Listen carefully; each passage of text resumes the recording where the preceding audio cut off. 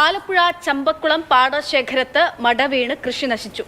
440 ഏക്കറുള്ള ഇടക്കറുക 40 പാടശേഖരത്തിന്റെ ബണ്ടാണ് തകർന്നത്. 35 ദിവസം പ്രായമായ നെൽച്ചെടികൾ നശിച്ചിരിക്കുന്നു. ശ്യാം പ്രസാദ് ഉത്തമനുണ്ട് വിവരങ്ങൾ നൽകാനായിട്ട്. ശ്യാം, കർഷകരെ സംബന്ധിച്ചിടത്തോളം വലിയ നഷ്ടമാണ് ഉണ്ടാകുന്നത്. എത്രമാത്രം നാശനഷ്ടം കണക്കാക്കുന്നുണ്ട്?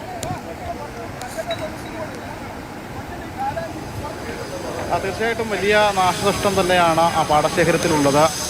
പരിധിയിലെ ഏറ്റവും വലിയ പാടശേഖരമാണ്. ഏകദേശം 100-ലധികം കർഷകർ ഈ പാടശേഖരത്തിലുണ്ട് എന്നതാണ് ഏറ്റവും വലിയ പ്രത്യേകത. ഇവർ കഴിഞ്ഞ 35 ദിവസമായി നട്ട് നനച്ച് വളർത്തിയ നെൽച്ചെടികളാണ് ഇപ്പോൾ മട വീണ് വെള്ളം കയറി പൂർണ്ണമായിട്ടും നശിച്ചിരിക്കുന്നത്. ഈ 35 ദിവസക്കാലം മുമ്പ് ഈ പാടത്ത് അവർ ഉഴുതു മറിച്ച് വളമിട്ട് തയ്യാറാക്കിയതാണ്. 35 ദിവസത്തെ പ്രായം മാത്രം ഉണ്ടായിരുന്ന നെൽച്ചെടികളാണ് പൂർണ്ണമായിട്ടും നശിച്ചു പോയിരിക്കുന്നത്.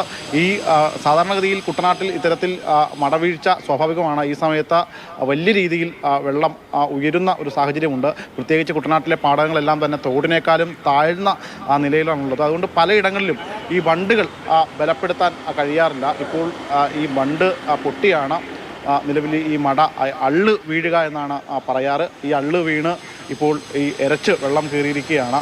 ഈ 35 ദിവസം പ്രായമായ നെൽച്ചെടികളെല്ലാം തന്നെ പൂർണ്ണമായിട്ടും നശിച്ചിട്ടുണ്ട്. ഇനി ഈ ബണ്ട് ബലപ്പെടുത്തിയെങ്കിൽ മാത്രമേ ഇവർക്ക് വീണ്ടും ഈ പാടത്തെ പൂർവ്വസ്ഥിതിയിലാക്കാൻ പറ്റുള്ളൂ. പക്ഷേ വലിയ തോതിലുള്ള നാശനഷ്ടമുണ്ട്. ചമ്പക്കുളത്തെ സംബന്ധിച്ചിടത്തോളം ചമ്പക്കുളം കൃഷിഭവൻ പരിധിയിൽ ഏറ്റവും വലിയ ഒരു പാടശേഖരത്താണ് ഈ മടവീഴ്ച ഉണ്ടായിരിക്കുന്നത്.